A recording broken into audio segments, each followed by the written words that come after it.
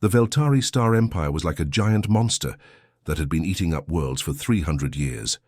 Their red ships were everywhere in the galaxy, and when people saw them coming, they knew their world was about to end. 17 different alien races had already fallen to their power, and now they were looking for their next meal.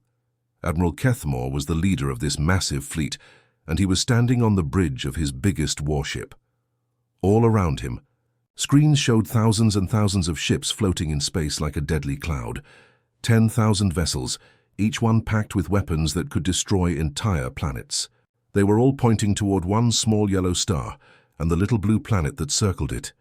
The Admiral looked at the word Earth on his screen and laughed. It was such a funny name for a world that was about to become their next conquest. These humans were so weak and primitive that it was almost embarrassing. Their spy ships had been watching Earth for months, and what they found was pathetic. The humans were still using chemical rockets that exploded to push themselves through space. Their nuclear weapons were like firecrackers compared to what the Veltari could do. The biggest human spaceships were tiny metal tubes that could barely make it to their own moon. The Veltari had ships that were bigger than entire human cities. Their weapons could turn mountains into glass and boil oceans away. The humans didn't even have proper shields or energy weapons. They were still fighting with bullets and explosives, like cave dwellers. The War Council back on the homeworld had looked at all the reports about Earth and decided this would be the easiest conquest ever.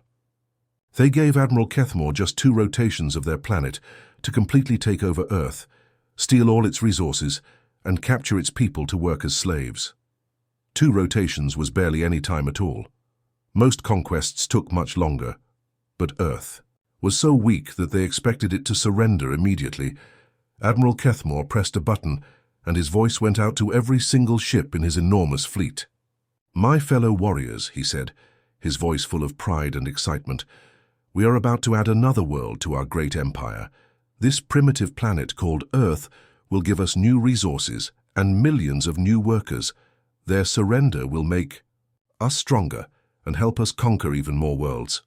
All across the fleet, soldiers from many different alien races got ready for battle. Some of them were from worlds that the Veltari had conquered long ago.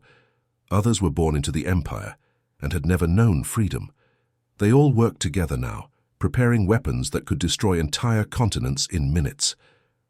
Plasma cannons that could melt through anything, shield generators that could stop any attack, and tractor beams that could pull ships apart like toys.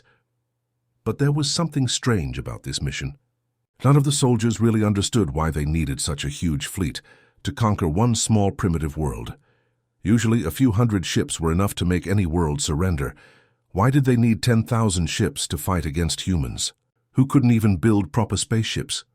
The commanders said it was just to make sure the conquest went smoothly, but some of the older soldiers wondered if there was something else going on. The Admiral didn't care about these questions. He was already thinking about the celebration they would have after Earth fell. Another world added to the Empire, another victory in his long career of conquest.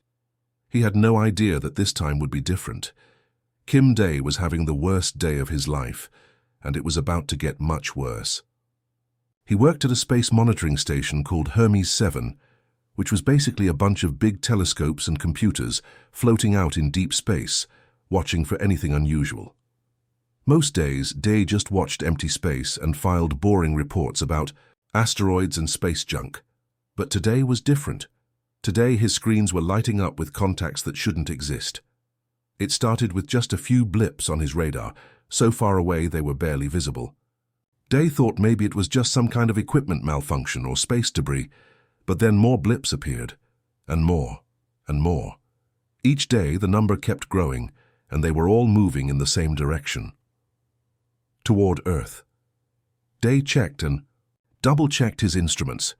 He ran every diagnostic test he could think of, but the readings didn't change. Something huge was coming toward their solar system, and it was still 6 months away. The size of what he was seeing made his hands shake as he reached for the emergency communication button. "Director Park, you need to see this right now," Day said into his microphone, trying to keep his voice steady, but failing completely. Director Park Min-ho was eating lunch when the call came in. He was a calm man who had seen many false alarms. Over the years, So he walked slowly to Day's station, expecting to see another broken sensor or computer glitch. But when he looked at the screens, his face went completely white. The sandwich he was holding dropped to the floor. "How many?" Park whispered. 10,000, sir, maybe more. They're too far away to get an exact count, but they're all massive. Each one is bigger than our biggest space station." Park's mind raced. 10,000 objects, all moving together in perfect formation toward Earth. This wasn't space junk or asteroids. This was a fleet, an alien fleet. And it was coming to their world. Within hours, every major government on Earth received the same terrifying report. Presidents, prime ministers, and military leaders all got the same message. Humanity was no longer alone in the universe, and their new neighbors were bringing 10,000 warships. Dr. Lee Soo-jin was pulled out of her research lab and thrown into the biggest crisis in human history. She was a smart woman who specialized in analyzing alien technology, though until now that had been purely theoretical work. Suddenly, her theoretical knowledge became the most important thing on Earth. In Geneva, world leaders gathered for an emergency meeting unlike any in human history. Representatives from every major nation sat around a table, all staring at the same impossible data. The aliens were still months away, but they had already sent their first message. It wasn't words or mathematics or music like humans had always imagined first contact would be. Instead, the aliens had simply destroyed a dwarf planet out in the Kuiper Belt. One moment it was there, the next it was gone, completely vaporized by some kind of energy weapon that humanity couldn't even understand. It was a demonstration of power that made every nuclear weapon on Earth look like a toy firecracker. They could have destroyed our moon just as easily. Soo-jin explained to the terrified world leaders. But they didn't. They're showing us their power while giving us time to think about it. They want us to surrender before they arrive. The message was clear, submit or die. But there was a small hope hidden in their demonstration. If the aliens just wanted to destroy Earth, they could have done it already. Instead, they were giving humanity 6 months to decide. That meant they wanted something from Earth, something that required keeping humans alive. "They probably want us as workers," Soo-jin continued. "Slaves to help them build their empire." President Chen Wei-ming of the Pacific Alliance looked around the room at all the frightened faces. He was speaking for billions of people when he said, "We need to find options beyond surrender. There has to be something we can do." But looking at those numbers, 10,000 alien warships against humanity's few dozen space stations and satellites, everyone in the room knew the truth. Earth was about to face the fight of its life, and the odds were impossible. The moment everyone had been dreading finally arrived. Space itself seemed to tear open at the edge of the solar system as the Veltari fleet came out of hyperspace. It was like watching 10,000 deadly flowers bloom in the darkness, each one a warship bigger than anything humans had ever built. The alien formation was so massive that it actually blocked out entire stars, creating a shadow that stretched across space. Admiral Kethmore stood on his command bridge looking out at the pathetic solar system he was about to conquer. He could see the tiny metal stations that humans had built around their planets, and they looked like children's toys compared to his mighty fleet. Earth's space stations were smaller than his smallest escort ships. Their moon base was barely visible on his sensors. This was going to be even easier than he had expected.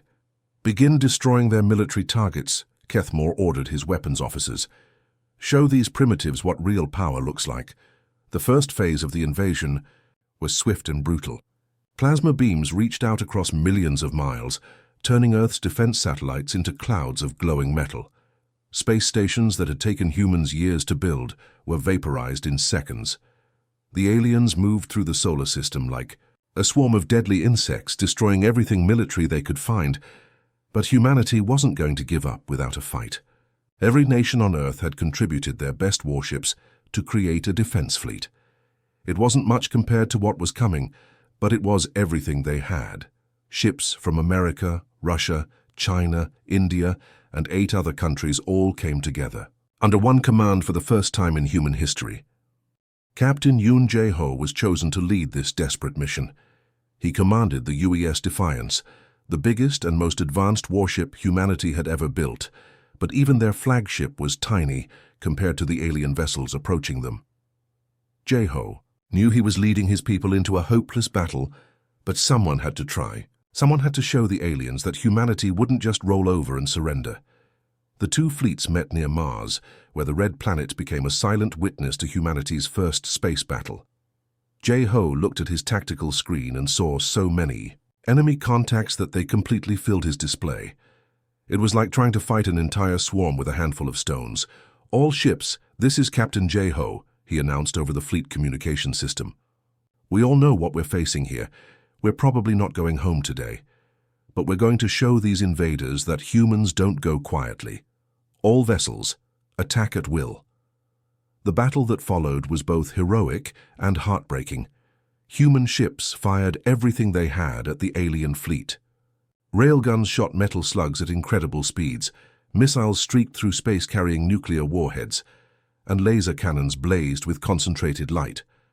For a few moments, space lit up like the 4th of July, as humanity threw everything it had at the invaders, but it wasn't enough. The alien ships had shields that made human weapons bounce off like raindrops hitting a window. When the aliens fired back, their plasma beams cut through human ships like hot knives through butter. Metal hulls that were designed to withstand meteor impacts melted like ice cream in the sun. One by one, the human ships were destroyed. The brave crews fought until the very end, but they were completely outmatched. Captain Jeho watched his fleet disappear from his tactical display as ship after ship was blown apart. Finally, it was just his flagship left, surrounded by hundreds of alien vessels. As his ship began to break apart around him, Jeho sent one final message back to Earth. "Earth remembers." Those were the last words from humanity's first space fleet. The aliens had won easily, just as they expected. The path to Earth was now completely open, defended only by a few orbital platforms that couldn't possibly stop an interstellar war fleet. The blue planet hung in space like a ripe fruit, ready to be picked. The sirens were wailing in every city on Earth.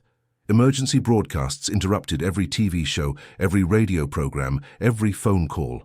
The message was always the same. "This is not a drill. Alien invasion forces are entering our atmosphere. Seek immediate shelter." People looked up at the sky and saw something that would give them nightmares for the rest of their lives. Huge alien ships were dropping through the clouds like deadly meteors, but these meteors were the size of entire city blocks. They moved, slowly and deliberately, as if the aliens wanted everyone to see them coming and feel the terror of knowing there was nowhere to run. Air Force Colonel Kang Ho-jin was one of the bravest pilots on Earth, and he was about to face the most impossible mission of his career. He led a squadron of humanity's best fighter jets against the descending alien craft, knowing full well that his small aircraft were like mosquitoes attacking elephants. "All squadrons, this is Colonel Kang," he radioed to his fellow pilots. "We're probably not going to scratch these things, but we're going to try anyway. Show them that humans don't give up easy." The fighter jet streaked through the sky, firing missiles that had been designed to destroy enemy aircraft and ground targets. But when the missiles hit the alien ships, they exploded harmlessly against shields that didn't even seem to notice. The attacks.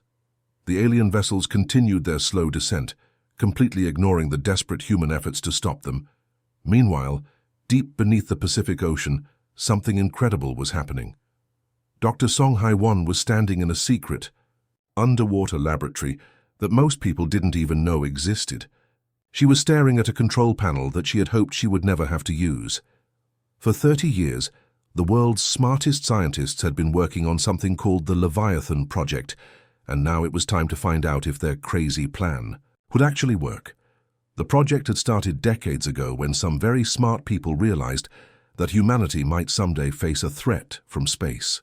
They couldn't build spaceships fast enough to compete with advanced aliens, so they decided to try something completely different. They would create a guardian for Earth, something so powerful and unexpected that even spacefaring aliens would be caught off guard.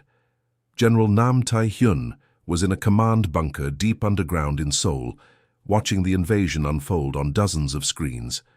He had just given Dr. Song the activation codes for the Leviathan project, but he was still having second thoughts about what they were about to unleash. "Dr. Song, are you absolutely certain about this?" the general asked over the secure communication line. We don't really know what will happen when you activate that thing. Dr. Song's hand was shaking as she held it over the activation button.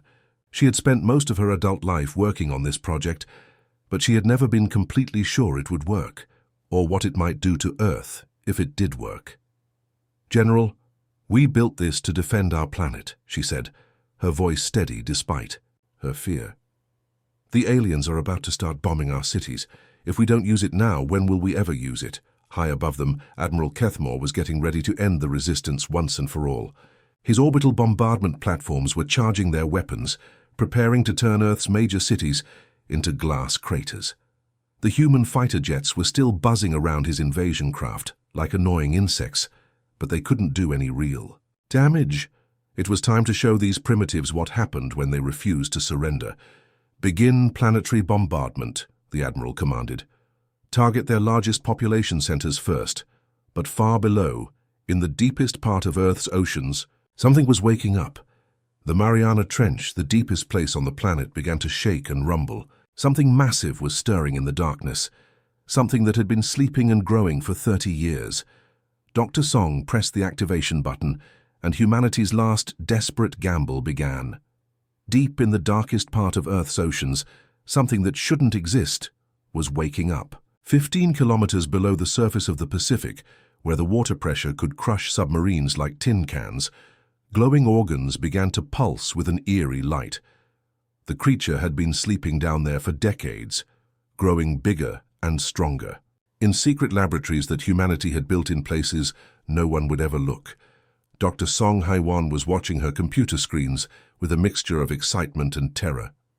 She had spent 30 years of her life working on this project, and now she was about to find out if it would save humanity or destroy it. The activation signal had been sent, and something was responding in the depths. "Dr. Song, you need to say this," called out marine biologist Ko Yun Seo from her monitoring station. Her voice was shaking with disbelief. "The Leviathan is moving. It's rising from the bottom, and the speed, this shouldn't be possible. Nothing that big should be able to move that fast." The creature they had created was unlike anything that had ever lived on Earth. It was a living weapon, designed by humanity's best scientists and engineers to be the ultimate guardian of their world. They had used advanced genetic engineering, mixing DNA from the ocean's most powerful predators with artificial materials that were stronger than steel. But even they weren't sure what they had really created until this moment. High above in space, Admiral Kethmore was about to give the order to start bombing Earth cities when his ship's sensors began going crazy. The gravitational detectors were showing readings that made no scientific sense. Something massive was moving beneath Earth's oceans, something so big that it was actually affecting the planet's gravitational field. "Admiral, sir?" his sensor officer called out, his voice filled with confusion and growing fear.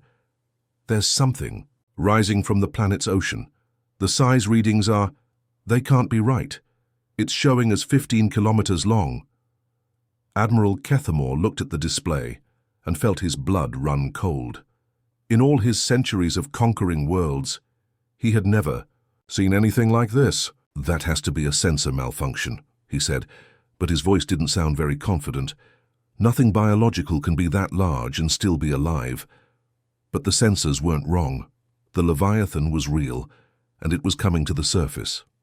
When the creature finally breached the ocean's surface, it was like watching a living mountain rise from the depths. Water cascaded off its massive form in waterfalls that were bigger than Niagara Falls.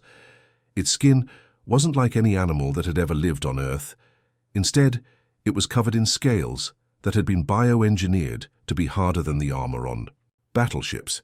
Each scale was the size of a car, and they gleamed with a metallic shine that reflected the sunlight like mirrors. But the most incredible thing about the Leviathan wasn't its size or its armor. It was the organs inside its body that began to glow and pulse with energy. These weren't normal biological organs. They had been designed to generate powerful electromagnetic fields, and as the creature rose from the ocean, every electronic device for hundreds of miles began to malfunction. Up in space, the alien fleet's sensors went haywire. Their targeting systems stopped working, their communication arrays filled with static, and their navigation computers began showing impossible readings. The electromagnetic pulse from the Leviathan was so powerful that it reached all the way into orbit. Admiral Kethamore stared at his tactical display, watching as his advanced alien technology was disrupted by a creature that the primitive humans had somehow created. The reading showed something that defied every law of biology he had ever learned. This wasn't just a large animal. This was something that had been deliberately designed and built to be a weapon of unimaginable power. "What have these primitives done?" he whispered, his voice filled with a fear he had never felt before. "What kind of monster have they created?" The Leviathan floated on the ocean's surface, its massive eyes looking up at the alien fleet above. For the first time since the invasion began, the aliens were the ones who felt afraid. What happened next was something that no one, not even the scientists who created the Leviathan, had expected. The massive creature's internal organs, suddenly, blazed with light as fusion reactors inside its body ignited like miniature suns. These weren't normal biological organs anymore. They were living fusion engines that generated more power than entire cities used in a year. With a surge of controlled nuclear fire, the Leviathan launched itself from Earth's surface and into space. It should have been impossible. No living thing should be able to survive in the vacuum of space, let alone move through it. But the creature had biojets along its sides that worked like rocket engines, pushing it through the emptiness between Earth and the alien fleet, as if it were swimming through water. Admiral Kethamore watched this impossible sight and felt panic for the first time in his long military career. A 15-kilometer-long creature was flying toward his fleet, moving through space like it belonged there. This wasn't just biology anymore. This was something that combined life and technology in ways that shouldn't exist. All ships, target. "That thing," Kethamore screamed into his communicator. "Hit it with everything we have." The alien fleet opened fire with weapons that could destroy planets. Plasma beams hot enough to melt asteroids struck the Leviathan's armored hide. But instead of burning through the creature's skin, something incredible happened. The Leviathan's body absorbed the energy from the plasma beams like a sponge soaking up water. Special organs under its scales converted the weapon energy into beautiful patterns of light that rippled across its massive form. The creature wasn't just surviving the alien attack, it was feeding on it. Then the Leviathan struck back, and its response was devastating.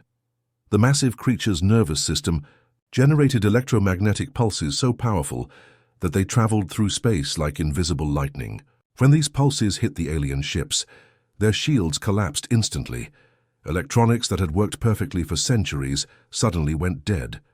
3 entire battle groups found themselves floating helplessly in space as their ships lost all power. Captain Shin Ye-un was commanding one of the alien destroyers when the Leviathan reached their position. She watched in horror as the creature moved through her squadron like a shark swimming through a school of fish. Its massive jaws were big enough to swallow her entire ship, and that's exactly what it started doing. "Fleet Command, this is Captain Shin," she reported, her voice shaking with terror. "The creature isn't just defending itself, it's actively hunting us. It's moving through space like it was born here, and it's destroying our ships one by one." Before she could say anything else, the Leviathan's enormous head turned toward her destroyer. Its jaws opened wide, revealing rows of teeth that were each the size of a building. The creature's mouth clamped down on her ship's hull with crushing force, and her transmission cut to static. The most terrifying thing about the Leviathan wasn't just its size or its weapons. It was how intelligent it seemed to be. The creature's hide constantly rippled with changing patterns of light, like a living display screen.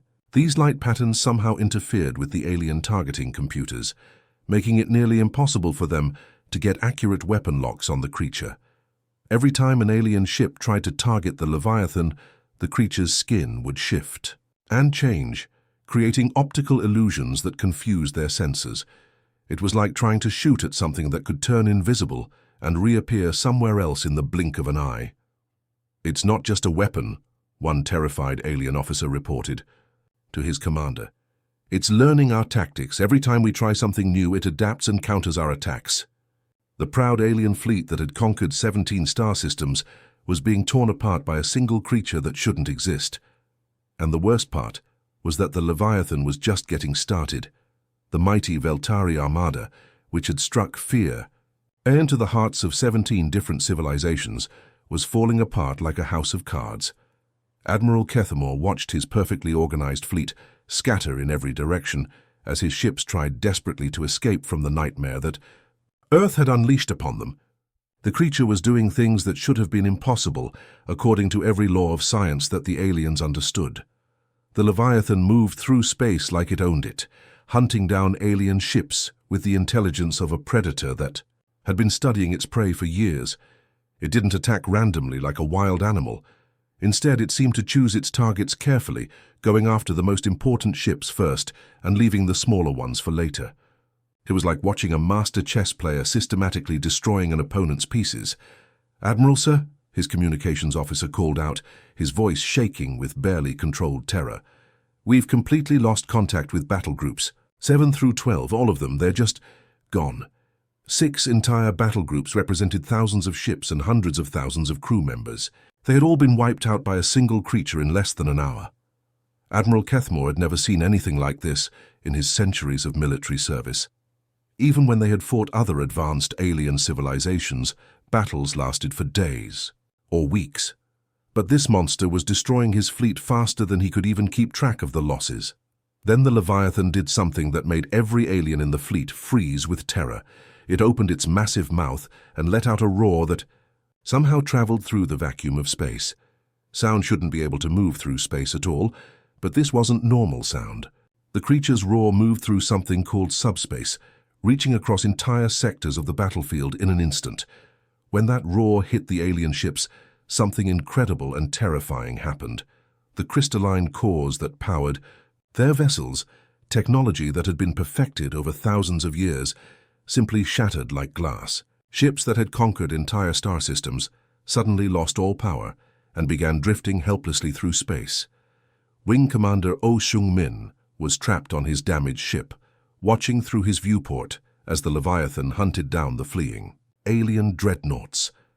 These were the biggest and most powerful ships in the fleet, vessels that could destroy planets and had never retreated from any battle. But now they were running away from Earth like frightened children. The creature moved through space with impossible grace and agility. Something that big should have been slow and clumsy. But the Leviathan twisted and turned through space like a dancer, easily keeping up with ships that were designed for high-speed combat. Its bioluminescent displays pulsed and flashed along, its flanks in complex patterns that almost looked like some kind of communication system. "It's not just hunting us," Seung-min whispered to himself as he watched the monster chase down another fleeing ship. "It's learning from us. Every time we try a new tactic, it figures out how to counter it within minutes." The Leviathan was adapting to their weapons and strategies in real time. When the aliens tried to surround it, the creature would suddenly change direction and break through their formation. When they tried to attack it from multiple angles, it would generate those electromagnetic pulses that disabled their targeting systems. When they tried to retreat, it would chase them down with that impossible speed. The proud Veltari Armada had become the hunted instead of the hunters. Ships that had terrorized the galaxy for centuries were now fleeing in panic from a single creature that treated the vacuum of space like it was swimming in a familiar ocean. Captains who had never known defeat were sending out desperate distress calls, begging for rescue from their own nightmare. The creature had turned their invasion into a massacre, and there seemed to be nothing they could do to stop it. The Leviathan wasn't just defending Earth. It was systematically destroying the most powerful military force in the known galaxy, one ship at a time. Admiral Kethamore stared at his tactical display with disbelief and horror. More than 60% of his mighty fleet was gone, destroyed, disabled, or simply missing. Ships that had taken decades to build were now floating debris in Earth's solar system. The largest military force in galactic history had been torn apart by a single creature that shouldn't exist. "All remaining vessels, prepare for immediate hyperspace jump," Kethamore ordered, his voice hollow with defeat. "We're retreating." The word retreat felt like poison in his mouth. The Veltari Empire didn't retreat. They conquered. They dominated. They had never run away from any enemy in their 300-year history. But today they were running from a monster that had crawled out of Earth's oceans. The surviving alien ships began charging their hyperspace engines, desperate to escape the nightmare that this primitive world had become. But even as they prepared to flee, the Leviathan wasn't finished with them. The massive creature followed the retreating fleet to the very edge of the solar system, moving through space like it was hunting down wounded prey. The most terrifying thing was that their stealth systems didn't work against it. Ships that could make themselves invisible to any known sensor technology were still being tracked and hunted down by the creature. It was like the Leviathan could see things that no other living being should be able to detect. "Admiral," his tactical officer reported with a shaking voice, "it's still following the retreating ships, even the ones using full stealth protocols. How is it tracking them?" Kethmore had no answer. Nothing in his centuries of military experience had prepared him for this. In a final act of desperation, the Admiral opened a communication channel to Earth. His pride was completely shattered, but maybe he could save what was left of his fleet. "Broadcast surrender terms to the humans," he commanded. "Tell them we're willing to negotiate." His communications officer worked frantically at his controls, sending messages on every frequency they could find. But after several minutes, he looked up with confusion and fear. "Sir, they're not responding to any of our transmissions. The humans aren't answering." The truth was that the Leviathan had no interest in surrender or negotiation. It wasn't controlled by human governments or military commanders. It was a guardian that had been created with one simple purpose: protect Earth from any threat. And, until every single alien ship was gone from the solar system, its job wasn't finished. The creature methodically hunted down every remaining vessel within the solar system, one by one. It didn't matter if they tried to hide behind asteroids, flee to the outer planets, or power down their engines and play dead. The Leviathan found them all. Finally, when the last alien ship had either been destroyed or driven away, the massive creature turned and began swimming back toward Earth. Dr. Song Hai-won watched from her underwater laboratory as her creation returned to the depths of the Pacific Ocean, submerging so deep that it disappeared from every sensor and monitoring system on the planet. But the real damage to the Veltari Empire was just beginning. News of the disaster spread through their territory faster than their fastest ships. The story was impossible to believe, but impossible to deny. The mighty Veltari Armada, terror of 17 star systems, had been completely destroyed by a single world that most people had never even heard of. Member worlds that had served the Empire for centuries began asking uncomfortable questions. If Earth could destroy the Empire's greatest fleet, maybe the Veltari weren't as invincible as they claimed. Maybe other worlds could resist too. Rebellions began breaking out across 3 entire sectors of space. Planets that had been conquered and enslaved for generations suddenly found the courage to fight back. The news that even the greatest predators could become prey spread like wildfire throughout the galaxy. The Veltari Empire, which had seemed eternal and unstoppable, began to crumble. And it all started because they made the mistake of threatening a small blue world that knew how to create monsters when monsters were needed. 6 months had passed since the day Earth changed everything. The world was still recovering from the invasion, but something incredible was happening. For the first time in human history, a spaceship with Earth's flag was traveling to another star system, not as explorers or refugees, but as representatives of a power that the entire galaxy now respected and feared. Captain Lee Ji-hoon stood on the bridge of the UES Ambassador, humanity's first diplomatic vessel designed for interstellar travel. The ship carried representatives from every major nation on Earth, all working together for a common purpose. But everyone knew that their real strength wasn't in the ship's weapons or shields. Their power came from the knowledge that deep beneath Earth's oceans, something was sleeping that could destroy entire fleets if anyone threatened their homeworld. "Captain, we're receiving a transmission from the Altair colony," reported communications. "Officer Park So-young from her station. They're asking for our help." The message that came through was both exciting and heartbreaking.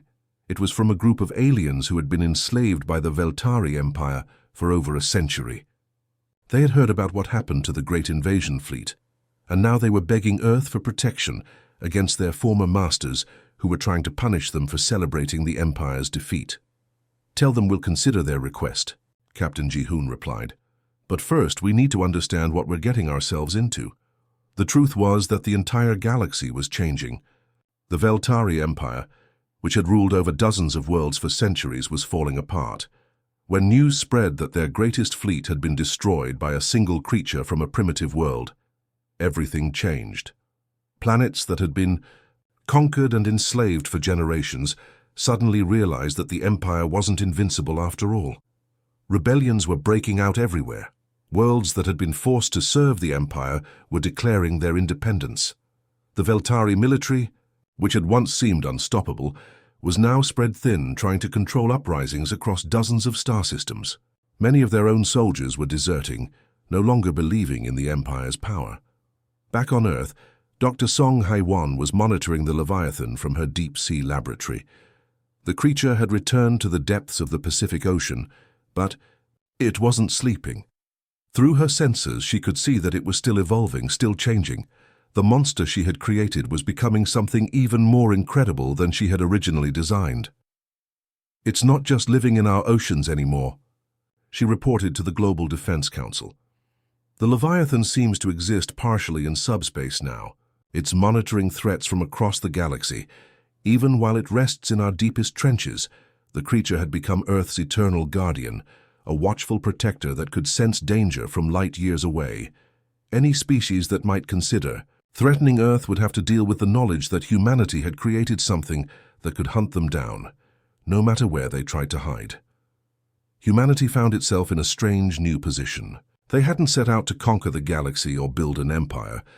They had simply created a monster to protect their home. But that act of desperation had made them one of the most powerful forces in known space. Other worlds began reaching out to Earth, not as conquerors seeking to dominate them, but as potential allies hoping for protection. The galaxy was learning that there were different kinds of power. The Veltari had ruled through fear and military might, but they had been defeated by a single world that had the creativity and determination to build something impossible. The stars were no longer the domain of those who took what they wanted by force. They now belonged to those who knew how to create monsters when monsters were needed. And Earth had proven that sometimes the greatest strength comes not from being the biggest predator, but from being the world that knows how to make the biggest. Predators afraid. Humanity had become the galaxy's newest power, not through conquest but through the simple act of refusing to surrender.